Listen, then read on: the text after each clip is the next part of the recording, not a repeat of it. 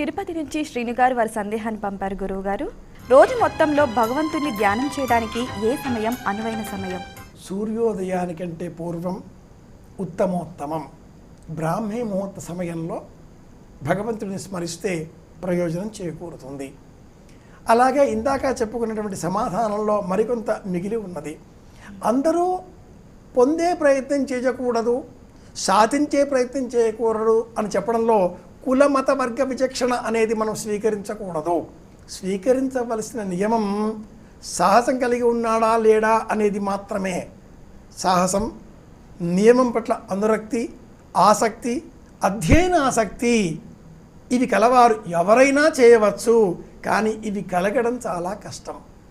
ఇక భగవంతుడిని స్మరించే సమయంలో అన్నప్పుడు సూర్యోదయానికంటే పూర్వం బ్రాహ్మీ ముహూర్త కాలం 3:30 నుంచి 5:30 వరకు ఉండేటటువంటి సమయం ఉత్తమోత్తమం.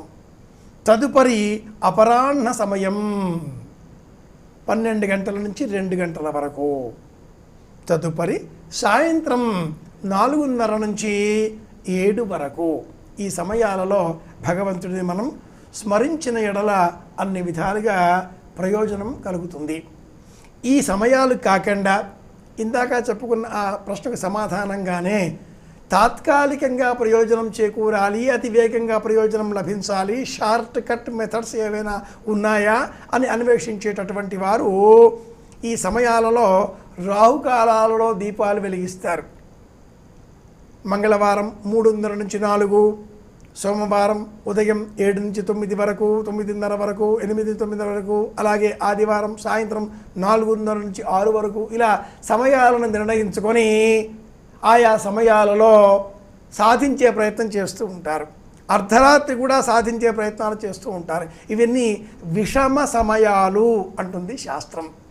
సర్వే సర్వులు సామాన్యంగా భగవంతుడిని స్మరించే వేళలు ఉదయం, మధ్యాహ్నం, సాయంత్రం. అలాగే అత్యద్భుతమైన మరి ఒక మార్గం కూడా ఉంది. అజప జపయోగం అని ఆ మార్గానికి పేరు.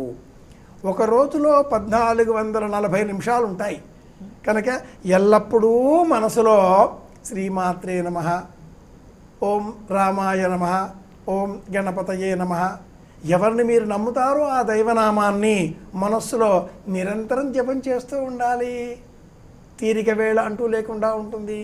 ఏదైనా విరామం దొరికితే మనస్సులో ఆ జపం చేస్తూ ఉంటే మనస్సు ఇంకా దుష్టమైన ఆలోచనల వైపు వెళ్ళదు, మనోబలం పెరుగుతుంది, అన్నీ మనం సాధించుకోగలుగుతాం. ఇది భగవంతుడి నామాన్ని స్మరించే నిమిత్తమై శాస్త్రం